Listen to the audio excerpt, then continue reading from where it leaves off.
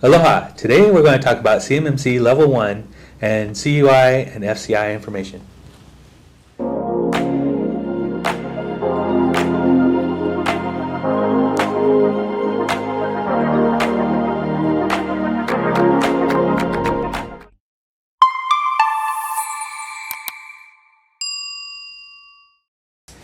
Ladies and gentlemen, welcome to our YouTube video series here at High Performance Systems Incorporated. My name is CC Jacobs and this is Dan. We'll be your host today. A bit about us to get things kicked off and started. I've worked in tech for around 5 years now, 2 of which were spent at Corsair Memory.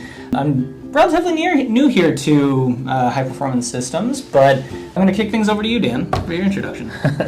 Thank you, CC. I've been in IT for more than 35 years, and for about 20 of those years, I've been in security involvement, GLBA, what have you.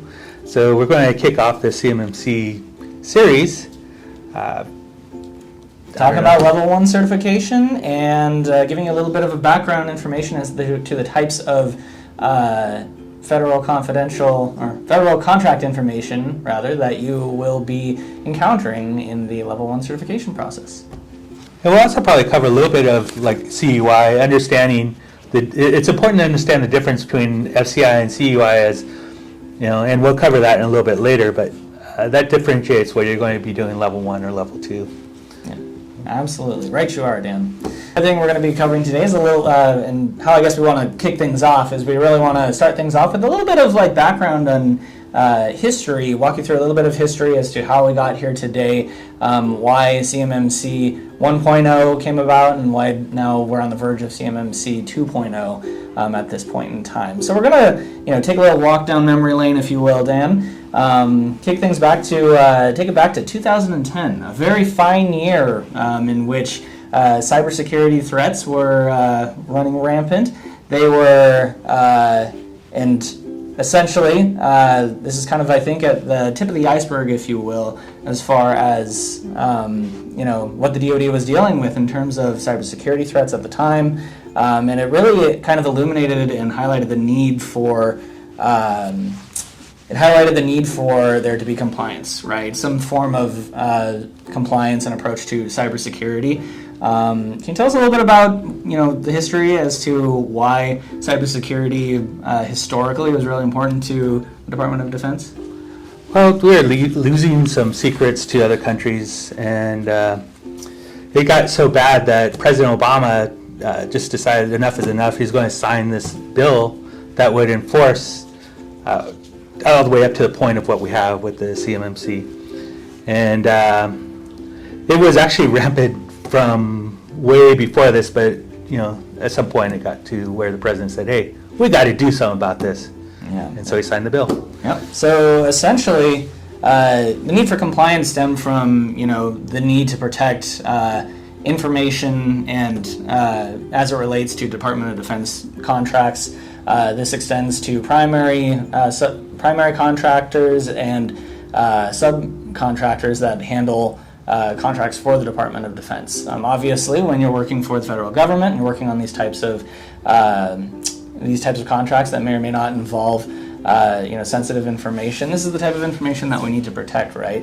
And I think that something to kind of highlight how we got to where we are today is really that who, I guess the question is, who is at risk of cyber threats these days?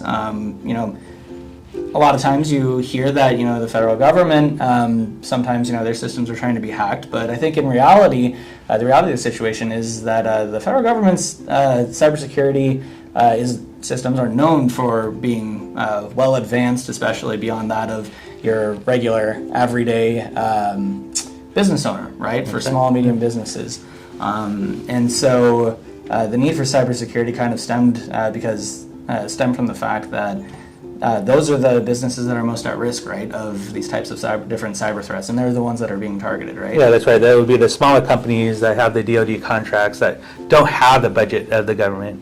They have only the budget of what's in their contract, and they might not even know that what they have could be compromised, can be used for other means than what they supply it for. Yeah. It could be, as small as maybe a popcorn vendor on base is giving away location of where someone is, right? Interesting. It really goes down to knowing the fact that you are working with the government. The information you can supply or make use of could actually be a target. Interesting. So as we said in 2010, essentially, information security is top of mind for the government. It's top of mind for the Department of Defense. And really, we see a need at this point in time for some sort of oversight, right? And I think that type of oversight is what's kind of evolved over the years into the CMMC 2.0 that we know today. Once they identify the fact that you need to actually have security measures in place, as the federal government or even the Department of Defense, like, how do you even start to get everyone on the same page, right? Because the defense industrial base, we're talking about 300,000 people that, or 300,000 different companies that manage Department of Defense contracts, right? So how do you even start with getting that many people, on the same page as far as information security and cybersecurity compliance is concerned? Well, the number one way to get people on board is, of course, find them if they don't, actually secure their information, or if they, decide that, I feel like I'm doing a good enough job, and they just sign off saying, hey, this is doing what you're asking for, and they're really not doing it. Of course, at that point, then you have the the self-attestation. That's actually something that I wanted to kind of Yes. ask you about. Is Yes.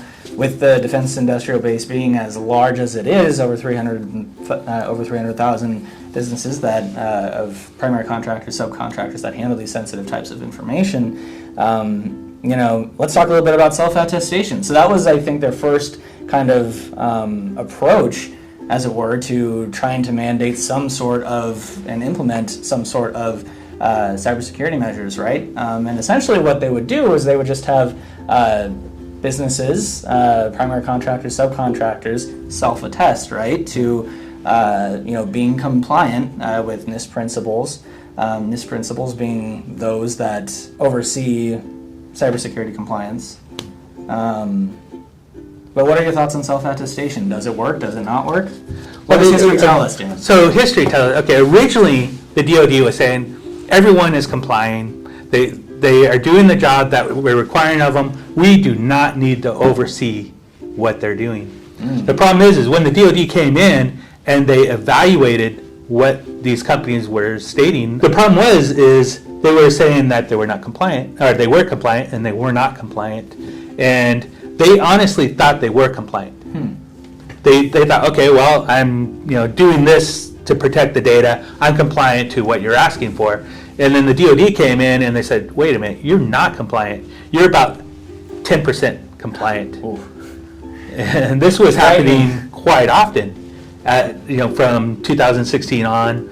I think it was around 2020 they realized, hey, we're going to have to oversee what these people do. We're going to have to figure out a way of making sure these people, when they state that they're compliant, that they really are. And have like a method or a means to measure that compliance, right? And essentially, I think that's where in 2020 we see kind of a move away from the self-attestation model, as it were, because as you mentioned before, it just literally doesn't work, right? Turns out you can't trust people, telling the truth in these types of situations, right? And especially where sensitive information is concerned, and information security is concerned, it's something that really requires more hands-on oversight from the government, right? Yeah, and they need a teeth too, right? So that's why they decided to start enforcing the False Claims Act. If you state that, you are compliant, but you're really not, and we find out, or the DoD finds out, not us, the DoD finds out that you falsely claim that you are, now you're going to get fined, and it can be a fairly decent fine. It can be like 3x of the contract, right? Yeah, that's right. 3 times of your contract. So if the DoD contract in question is $1 million, all of a sudden you're being fined not just $1 million, but potentially up to 3 in excess. And you lose the contract, which means the income from that contract goes away, as well as all your other contracts. So if you have multiple contracts, that's going to go away as well.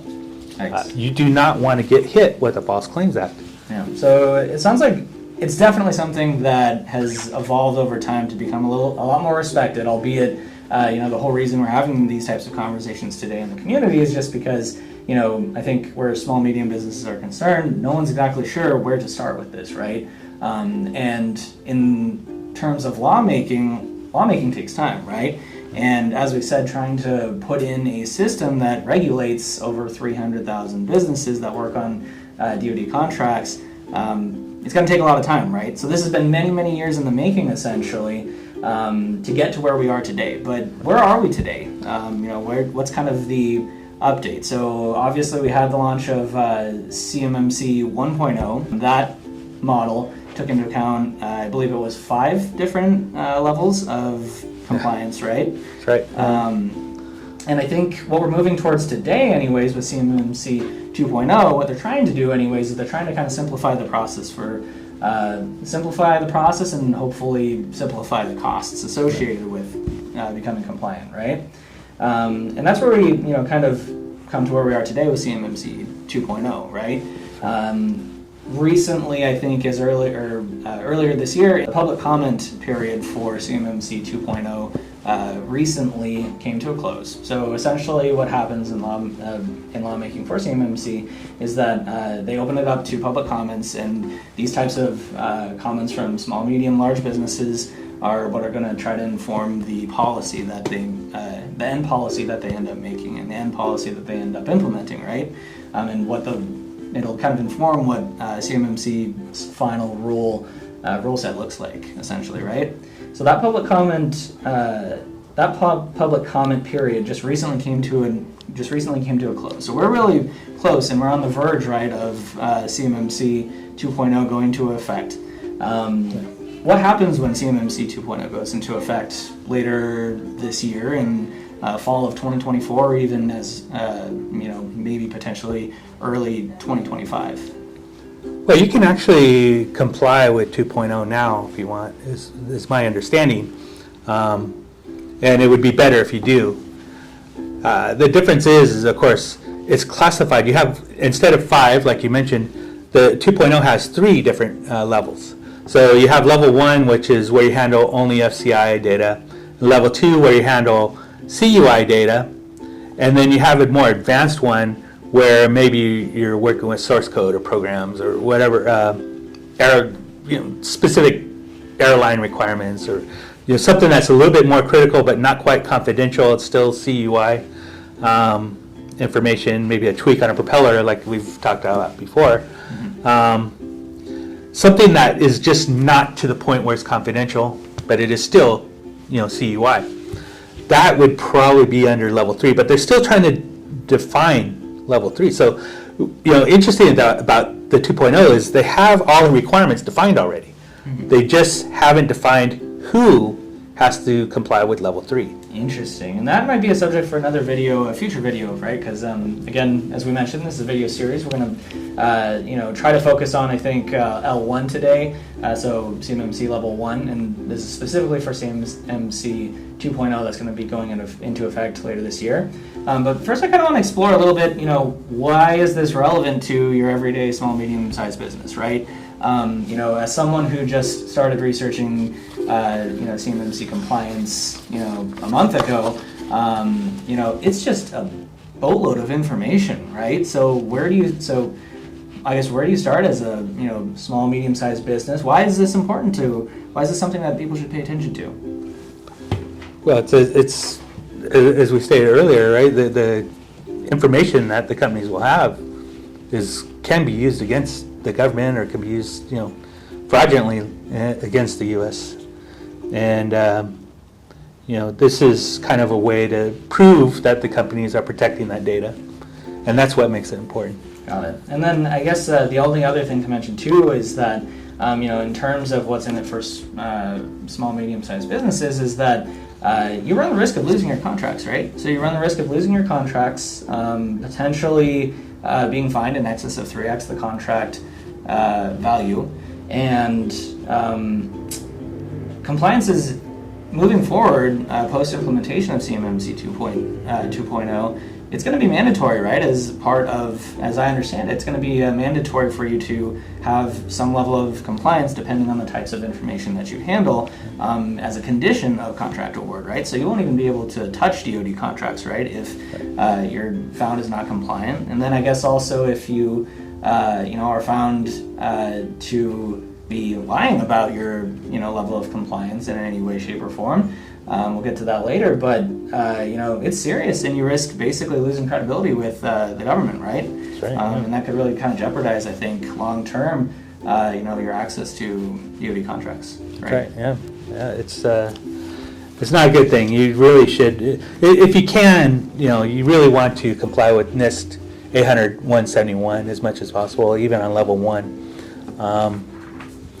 And that brings us to level 1, actually. So let's get talking a little bit into the nuts and bolts of CMMC Level 1 certification. Let's transition to talk a little bit about CMMC Level 1 certification, Dan. So with CMMC 2.0 that's launching later this year / early 2025, you're going to have to comply with either Level 1, 2, or 3 in order to handle Department of Defense contracts, right? And that's all dependent, I think, upon the types of information that you handle on your servers, right? So what can you tell me about Level 1 certification with regards to the number of controls that you're required to comply with? Are you able to self-assess? To my understanding, in some of these levels, you are able to do a self-assessment as opposed to maybe a third-party assessment. And then in way of affirmation, what types of annual affirmations go along with level 1? so with deciding whether or not you can be level 1, level 2, or level 3 is really critical because we go back to the false claims. So if you are only handling FCI and you're not handling CUI, then you can be level 1. So let me stop you right there. What is FCI for the purpose of our viewers? So the federal contract information would be, information about the contract you have with them. Maybe some minor details. It can't really get too involved. And they'll actually state in the document, on the front page, it'll state if it's CUI or not. So anything you get from the government that says CUI, well, you're on level 2, right? So it'll say CUI and what type. So if it's just FCI, then you only have to comply to the level 1 requirements, which there are 15 requirements, which is not too bad. It's still security protection, information protection. There's still a lot of things you have to take care of, but it's not quite as involved as level 2 and level 3. Got it. So with level 1, we're talking 15 controls or so that you're required to comply with.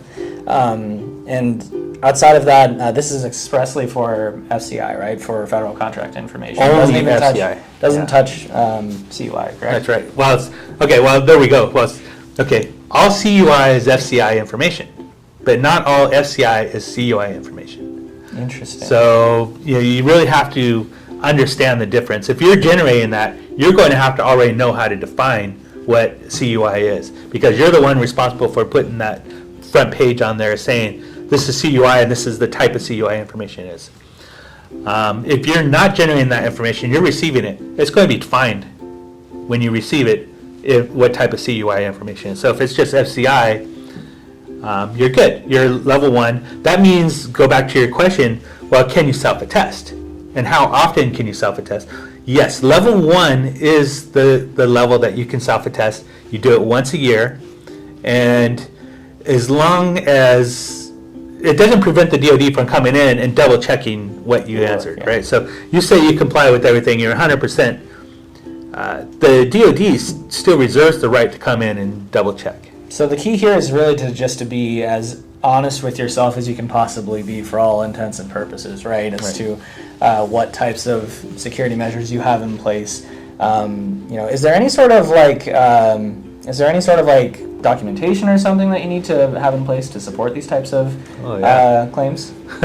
You have to document everything. So everything has to be documented. There are forms and templates that you have to fill out, and you have to include that when you enter in all your information in the SPRS Interesting. software. Cool. And is there any specific documentation, such as like an SSP, that you kind of like? Is that kind of a good place to start, maybe? Well, if you don't have an SSP, you already do not. You're already basically failed. You're already failed. Don't even bother. Until you have your SSP, you are not even close to qualifying for CMMC. Interesting. Okay, so have an SSP basically to support your claims that you are in compliance with the 15 requirements associated with level 1, correct? Yeah, and I believe you also have to have an incident response plan as well. Oh, okay. So both of those are required, and that's for all levels. Okay, so especially level 1 too. Yeah. Yeah. Cool. So moving on to annual self-assessment with level 1. It's my understanding that this is an annual thing that you need to do to keep up your level 1 certification. You do it once a year, and the results of your findings for your self-attestation, as it were, you submit them to SPURS. What exactly is SPURS again, if you can remind me? So SPURS is Supplier Performance Risk System, and it basically allows you to rate risk everything that you do to protect the information. Interesting, and it's the platform in which you record your results of your different tests and assessments, correct? That's correct. Yeah. Awesome. Sounds And good. supply your supporting documentation. Perfect. And then I think the last thing that we should maybe cover is annual affirmations, right? So annual affirmations are to be submitted into by a senior official at the company, right? So if you're a business owner and you're looking to submit your affirmation that you are in fact upkeeping and upholding these types of security practices at your business, you're on the line for that, right? You're on the hook for that, essentially. And you're the one that at the end of the day is going to be held responsible, right, for findings whether or not your business is in compliance or not, correct? That's correct, yeah. Definitely, the person that submits it is going to have to be very honest and know exactly what it is that they're entering and know that they're compliant. Got it. So very important to be honest. Take the process very seriously, because at the end of the day, you're the one that's being held accountable for this, right? So let's get a little bit into... Let's take that a little bit further. Is you're not only accountable for it, you can actually be criminally prosecuted for it. Yeah. So, and the company as well, because they are responsible for the fact that you're the one entering that information. So take it seriously, ladies and gentlemen. Yes, it must be seriously taken. Awesome. So as far as we know that level 1 certification, 15 requirements or controls for CMMC level 1. There's an annual self-assessment conducted against these 15 requirements that's associated with it for level 1 certification, and there's an annual affirmation that goes alongside that, just to recap our assessment of level 1, right? What level 1's all about. So moving on, I kind of want to explore a little bit more about federal contract information. The different types of, we touched on it a little bit before, but I think it'd be really interesting to know what types of information are considered federal contract information, right? Because at the end of the day, if you handle these types of FCI or federal contract information, you can be pretty certain that you're going to have to comply with that minimum CMMC level 1, correct? Yeah. That's a good place to start. So the good thing is anyone that's responsible for filling in this information and determining this information had to take a course that allows them to understand the difference between FCI and CUI, and even the very different CUI types of information that you could supply. They will mark that information for every document. And some of the examples that could be normally considered maybe only confidential information for a company, you might actually be supplying CUI information, not just information about your company. And in that case, it's specific that you are doing specifically for that federal contract. Okay. And then all of a sudden now what normally would be just your golden egg now also becomes the federal government's golden egg. Oh, interesting. So if I'm a vendor and I supply propellers for airplanes, essentially, it's not considered FCI until I essentially do that type of work for the government, correct? Right. Well, it'd be your own proprietary information. And if all of a sudden you're doing it for the government, it could be questionable. Like if it's what is publicly being sold to the public and being sold to the government, that the design of that might not be CUI, but the fact that you sell it to the government Makes it that type of information. Very interesting. No, that's great. So that's great. So once again, federal contract information, the definition according to FARS 52.204, I think it is. The official definition is information created by, on, or on behalf of the federal government, which is not meant for public release, and it requires basic safeguarding, correct? Right. Examples, some other examples of controlled and classified information, according to the National CUI Registry, include basic contract information, programmatic charts, schematics, and process documentation, essentially, correct?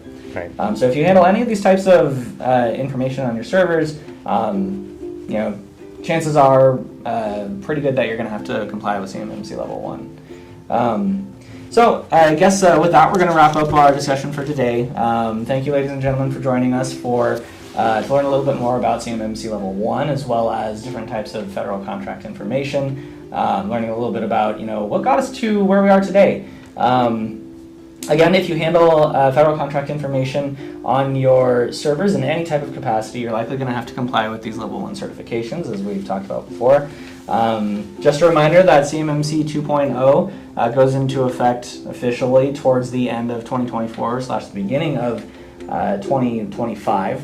And the line for compliance is growing quickly, right? A lot of primary contractors are holding their subcontractors accountable for becoming compliant with CMMC 2.0 already. The line's getting long, so if you haven't started yet, you probably should start sooner rather than later, correct? Yeah, that's correct. Awesome.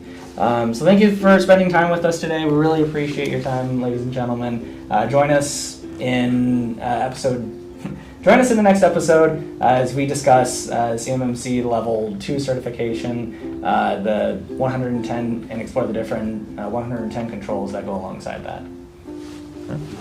Dan and Cece, High Performance Systems, signing off.